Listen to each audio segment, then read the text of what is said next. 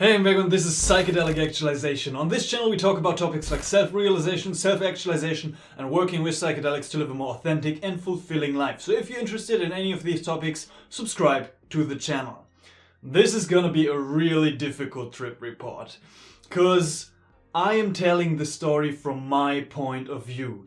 It is about my first bad ayahuasca retreat experience where, from my perspective, I found myself in a place, in a cult. In a place with cultish behavior, I would say. But let me back up a little bit. By the way, if you're interested in going into an ayahuasca ceremony yourself and you need a little bit of help with preparation, I wrote an ebook, a free workbook for everything you need to know about ayahuasca preparation. Link is in the video description. You can download it completely for free. So, this was the retreat I went to by myself. It was actually the first one I went to by myself. With other retreats, the way I found them was through recommendations from people I know personally, who have been there and who recommend their services. So I always went with the different kinds of people. And this was the first one I went to by myself, because it was close by, it was in Germany. And I had the calling, kind of the calling to go into ceremony again, and I found this guy. I will say the name here, but keep in mind, everything I say here is just how I perceived his services. So maybe it's gonna resonate with you, maybe not. It didn't for me. It was Arutam Reuman. His website is Union in Arutam. And his website and his online presence is amazing. He has a really, like for shaman, a really good online presence. He's a guy from Spain who learned in Ecuador apparently for like 20 years in the Shua tradition. And I was like, this sounds really interesting. I want to know more. I want to go and talk to him and experience his ceremony. So I went there, and so far I was kind of excited. And when I got there, it was a place, like a villa, a castle. I was like, wow, a castle. And they were like, oh no, it's this little hut like right beside the castle. But well, they said it's gonna be 20 people maximum in one room. And all the ceremonies I did before were with smaller groups, and I do prefer smaller groups, definitely. But I was like, 20 people, that's gonna be fine, that's gonna be interesting to see how it's like to do ceremony with so many people. And then we waited, and everybody was just waiting, you know, everybody had their space, and we waited and waited and waited a little bit more. And the people who were kind of helping and facilitating, they were preparing the space and preparing more and preparing more. And more people arrived and more people arrived and more people arrived. And I was like, this is quite a few people. And at the end we were like 35 participants, which is a lot for like one shaman and I don't know, 2 facilitators. And then the facilitators, they were all really nice people. But then they started to explain. They started to explain kind of the guidelines and of the ceremony. And that's where I began to like notice like, maybe this style of ceremony doesn't resonate. Or like this is actually kind of weird actually. So for example, they were telling us that, please, we should not vomit inside. We should go outside to vomit. I was like, okay, fine. If that's possible, fine. But sometimes in such a different state of consciousness on ayahuasca, many people are not like able to go outside to purge. So I was like, please, let's have a bucket or at least a plastic bag to purge into if we can't make it outside. And there were many first timers as well. So that was kind of, And then they were telling us, it's like, oh, we're gonna be in a trance too. So if you need help and approach us, please just sit silently before us and then we're gonna notice you and then we can help you. But please don't disturb our trip. Which is also kind of like, okay, but a little bit weird kind of for, like if I actually need help and I need to wait out stuff for them to notice me, kind of weird, but all that was kind of acceptable. And then we waited And the shaman was not even around. He was gone. I was thinking, I don't know where he was. And then I heard like, oh, he's just gonna be joining after we drank the first cup. So that's like, okay, that's kind of weird, but whatever, let's just go with it. And we waited so long, such a long period of time. Usually in other ceremonies, when it gets dark, slowly the ceremony begins. Here, it was like 11 p.m. when we sniffed some tobacco. So that was the beginning of the ceremony. We all had this tobacco leaves soaked in water, and then you have like the liquid and you sniff it. That was really nice. Never tried that before. I only do like rapé or something like that. That was really nice, but then and for that the shaman came as well. And then they said, it's like, okay, now we're gonna wait an hour more just to settle down, and you can even fall asleep. They said you can even fall asleep, and then we're gonna wake you up when we're gonna drink Aya.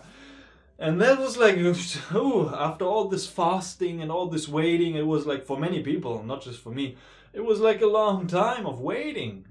Just a long time of waiting. Let's just drink Aya. That's what I thought, at least. But so far, so fine. It's like, that's maybe a matter of preference, of ceremony, of how long we're gonna wait till we're drinking, and whatever. And then we drank first night, drank the cup, and settling in, feeling the effects, feeling nauseous. Then also later, like after the first cup, I don't know, 20 minutes after the first cup, the shaman came, and he was kind of doing his stuff and maybe playing some instruments. He had like really weird instruments. I don't know, I don't remember the names of all of them, but really unique instruments, which were kind of nice. Very unique, very, very nice, kind of. But his singing, I'll come to that in the second night. His singing was kind of off, but it didn't really bother me in the first night.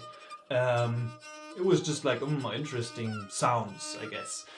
And first night for me was just a lot of physical purging, just a lot of nausea, a lot of shitting as well, a lot of shitting. And then we drank the second cup, like 2 hours later maybe. Almost nobody felt any effects, so like 30 people went to this other room to drink the second cup.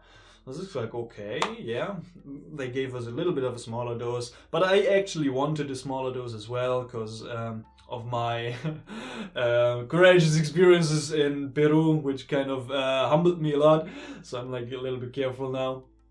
You can watch that video series right here. It's a really interesting one. And then after the second cup, settling in some more, even more nauseous, even more shitting, and at the end of the night, a purge. And that was it. And that's just sometimes how it is. So far, so fine, I guess. So then they said it was just one room, right? And I said, please don't talk in the room, because maybe some people want to sleep. And the ceremony ended at like 7 a.m. So it was like almost getting bright, sun is coming up, then the ceremony ended. Some people could rest a little bit, some people could not sleep. And we had breakfast at like 10 or something, which was amazing. I'll have to say that. Those people, they did the best Aya retreat food I've ever experienced. So that was a pleasure.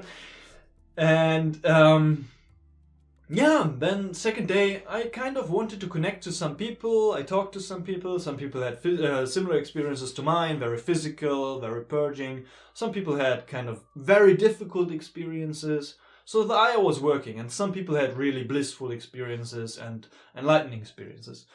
And that was fine. I mean, so far, okay, many people have many different experiences.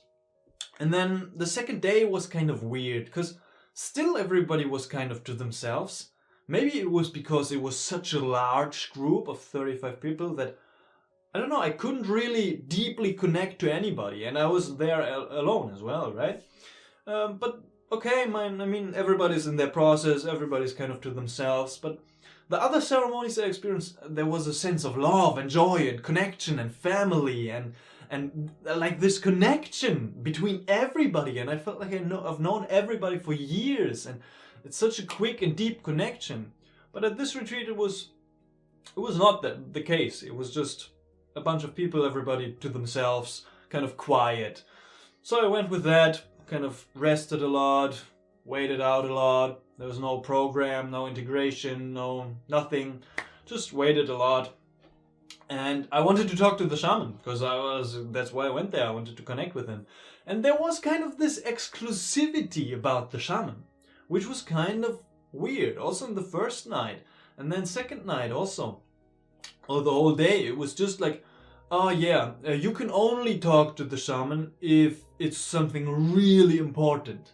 If it's something really dramatic. Otherwise, we cannot arrange a meeting with him. And that was like, okay, why is there such an exclusivity about him and his time and his attention? Because, yeah, I feel like I want to connect with the guy who's giving ceremony, or with the woman who's giving ceremony, and talk and be able to ask questions and go into a communication. And I did have the chance to talk to him really quickly for kind of a short period of time, which was fine. And he was also a very nice guy. He was very aware, very conscious, very, like, talking words of wisdom, right? There was a lot of wisdom in his presence and also in his words. But also, what I noticed during the second day, there were kind of subtle clues of, I don't know, I want to be really careful in how I communicate that, because I don't want to attack him personally, because I believe he is believing that he's doing the right thing. But from my perspective, I noticed like subtle red flags of cultish behavior, subtle clues of narcissism, and like underlying ego structures or power structures, right? And I was not really feeling really good about that, I would say. But I just observed it, I noticed it, and I was just like, okay, this is my process, I'll go into my process and whatever. But what I didn't expect was the second night and the unfoldment of the effects of ayahuasca in the second night. So this is where it gets really interesting, right?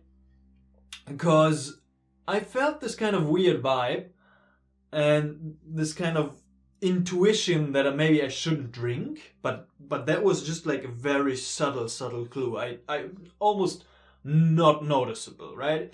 So I drank in the second night. Also, we waited for a long time again, and we drank in the second night. The same shaman was there before, and he was like, okay, you could drink a lot. It's like, okay, well, whatever. And then after everybody drank, the effects began. And the effects began, and as the effects unfolded, I was keeping in it for like an hour or 2 hours. It was really interesting, because the trip, the journey, the Aya journey unfolded, and the topic was this ceremony and this guy, Aruntam Rioman, and his tradition and his style of ceremony and the place I was in. That was the topic of my journey. And all of a sudden, I realized, oh my god, I'm in a cult. This is cultish behavior.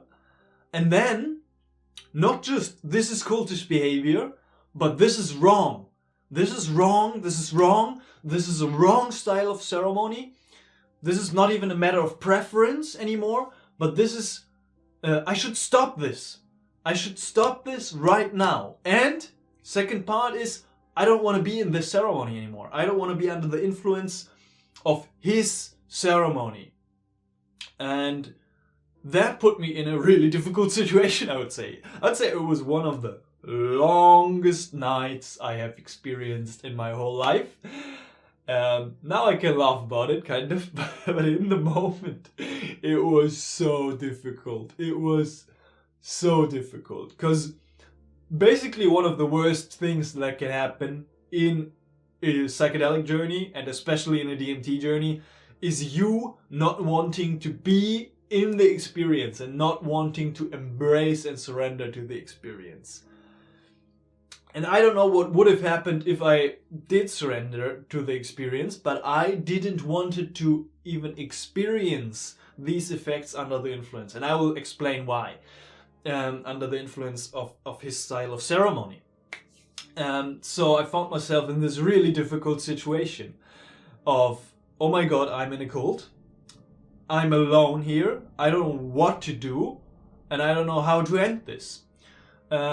So they said also a subtle red flag, a subtle clue, something that was weird. Before they said, oh, if it's gonna get too intense, they were like approaching the Aya as if it's something like so casual, so like as if you could just handle it. It's like, you're gonna be strong enough to handle it, you don't even need our help, you're in this strong and alone, you can go outside to purge and whatever.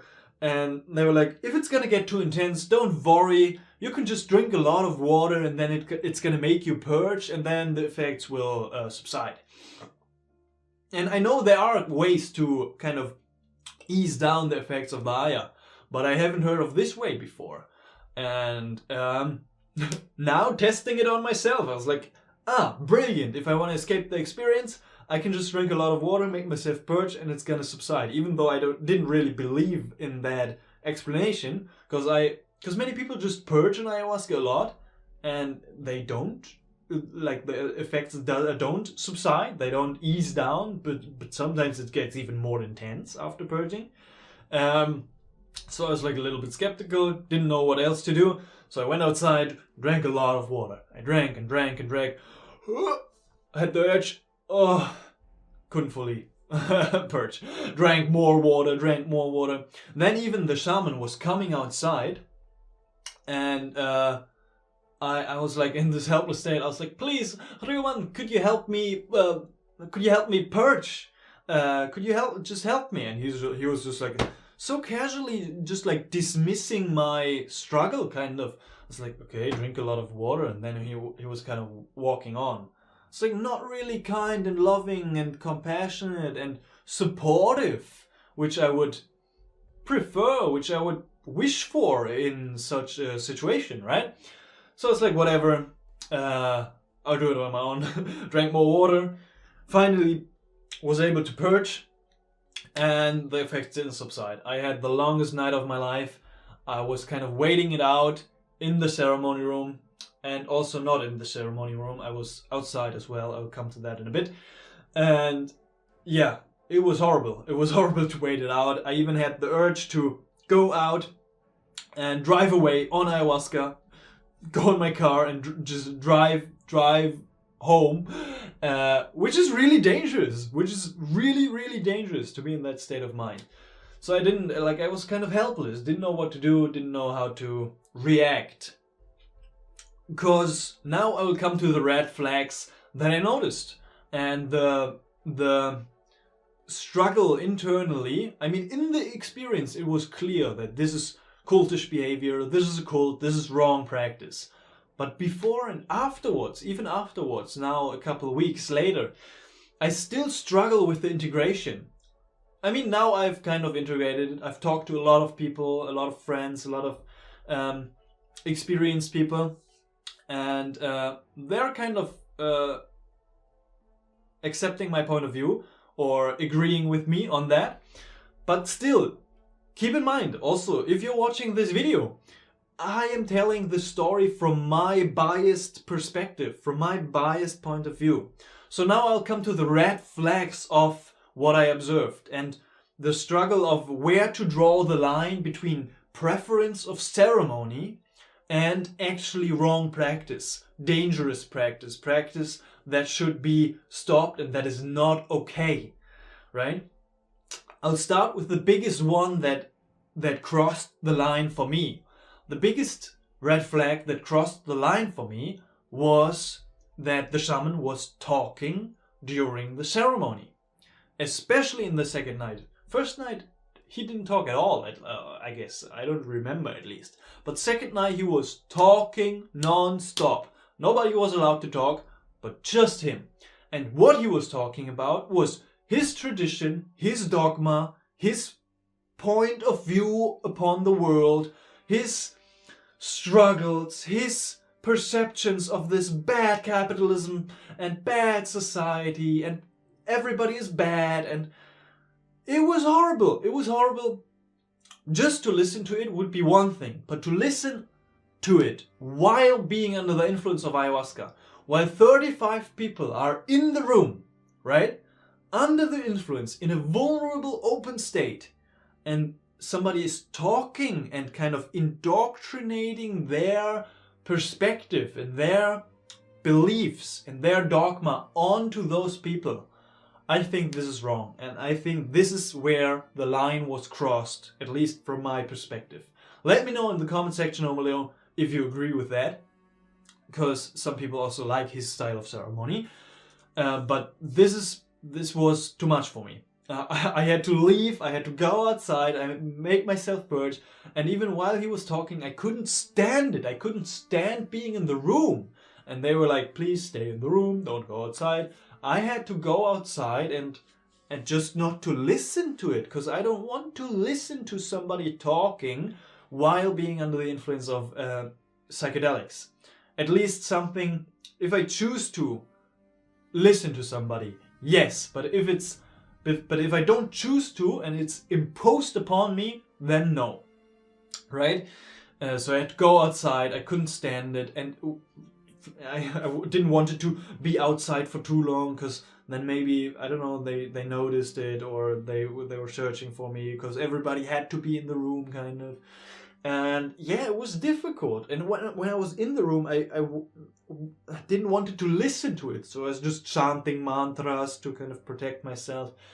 And even though some of the things, as I said, he was saying were wise, resonated as true, or like he was a wise, present and experienced man, right? With a lot of wisdom.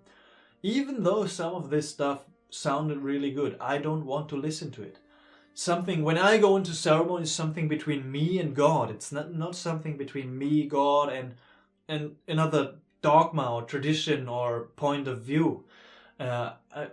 Usually when I go to shaman, I mean, it's interesting to see how they operate, and they heal maybe, and they work. But usually I just want to be safe, right? Physically, not choking on my own vomit or whatever, just being safe physically when I do ceremony with the facilitator. But this was wrong. I don't know, this felt wrong, definitely. So this is where he crossed the line. And also, during that ceremony, during the trip, all the subtle clues I observed but were not fully appreciating, they were coming at me one at a time, and I was kind of fully present in my awareness. For example, we had a FAQ session right before the second ceremony, and one guy was asking, I've been in this waiting room last night, you experience this sometimes on DMT, on smoke DMT or Changa, what can I do to break through? I was like, really good question, right? And then the shaman was like, you and your smoking stuff and all these drugs and whatever. And I was like, he's talking about the same substance. Like, so cringe, right? So he's like, you shouldn't be doing anything else but just ayahuasca and tobacco. All the other things are shit. Just because his tradition taught him to do so. Or he was saying, ayahuasca is bullshit, like the name ayahuasca doesn't mean anything. It's called natam. Natam is the true name for this substance. It has a history, it has a story. And I'm like, ayahuasca also has a story. It's called Vine of the Soul, Vine of the Dead. It also has a tradition in many different parts of the Amazon. It's like, come on, man. Have a little bit of open-mindedness, a little bit of a bigger picture perspective, and not being just like so focused in on the Shoah tradition and their beliefs and their points of view and their vocabulary. And yeah, just like these subtle clues were just making, they added to this experience of the ceremony feeling wrong, and me also not feeling safe in his presence. And then also other things where it's like, for me he crossed the line, but for some people maybe it's just a matter of preference, a ceremony. As he was talking into the room, sometimes he was talking to the participants. So for example, when somebody was falling asleep during ceremony, happens, and they kind of started to snort, then he was like, please family. He was not going and kindly waking them up because he wanted this person to be awake. No, he was screaming out into the room, please family, if somebody is sleeping right beside you, please wake him up to keep the space clean. But everybody was under the influence of ayahuasca, and sometimes if I would be drinking my first time and somebody was telling me that I should get out of my trip to wake a person up that is snorting or wanting to sleep right beside me, I would feel so uncomfortable, right? This is kind of distorting the trip. Or also some people couldn't make it outside to purge, so they were purging into a plastic bag, and he was like, come on, you can do better, you can go outside to purge, what are you doing? It's like, I don't know. It's like, please come on, you're here to support me. At least that's what I thought. You're here to support me and guide me through this journey maybe a little bit, or hold this space, but not advise me to get my shit together and hold the space myself. So it's like his approach to the ayahuasca experience was very, very interesting actually. Like holding yourself, going into the darkness, but still standing strong and going outside to purge, being able to handle yourself. But very interesting approach, I guess, but not an approach that resonated with me. And yeah, that was it. I don't want to talk too long about it. There were also many more subtle clues, right? That kind of added to my perception of him as a cultish, narcissistic cult leader. Not as extreme. Not these words are very loaded and extreme. He was a very kind and loving and nice guy, right? But I just wanted to share my experience of my ceremony with him. And it was not as bad, right? It was not horrible. But for me, it did cross the line of not being okay. And also in the ceremony, right? I had the struggle. It's like I had the urge to scream. It's like, stop this right now. It's like, please let those people have their experiences without you indoctrinating them. And I actually, because there was such an exclusivity about him, I didn't have the chance to talk to him again after the second ceremony. Or I also hadn't mustered up the courage, kind of, because I was alone in there, to actually say that it's so wrong. I talked to some people and said that I found this kind of not resonating, actually kind of wrong, and that there are different styles of ceremonies, different traditions, and different ways of doing it. But nobody seemed to have such an extreme point of view about it, right, as me. And that is what made me question my perception. Because also, under the influence of ayahuasca or DMT, everything gets more meaning, everything gets intensified. So there's also the potential for delusion, right? So this is kind of the internal struggle of the integration, but I've come to the conclusion that I think it is wrong style of ceremony. I think it is kind of dangerous and not okay, but also there are people who like it. I've talked to the facilitators, for example, really amazing people, lovely people, really kind people, really amazing people. I like them, I appreciate them and their work. And they said, first time I did ceremony with Reumann, I fell in love with him. I fell in love with his instrument, with his voice, with his tradition, with everything about his ceremony and his tradition, and they really like it. And I don't know, I have nothing against that. If you really like it and if you feel it's beneficial for you, then maybe that's your way.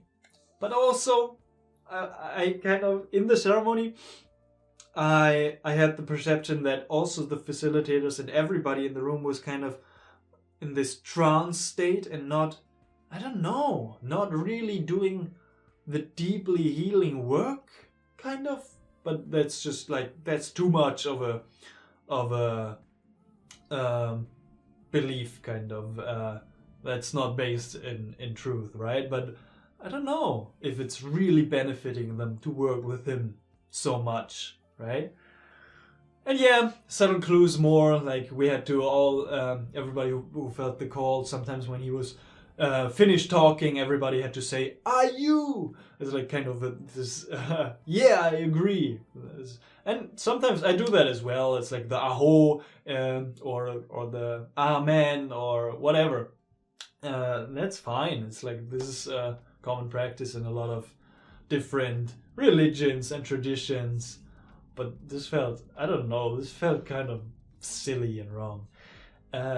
Yeah, that was my experience. What do you think about it? It's like, that was it. Like, this was 2 nights of drinking, that was it.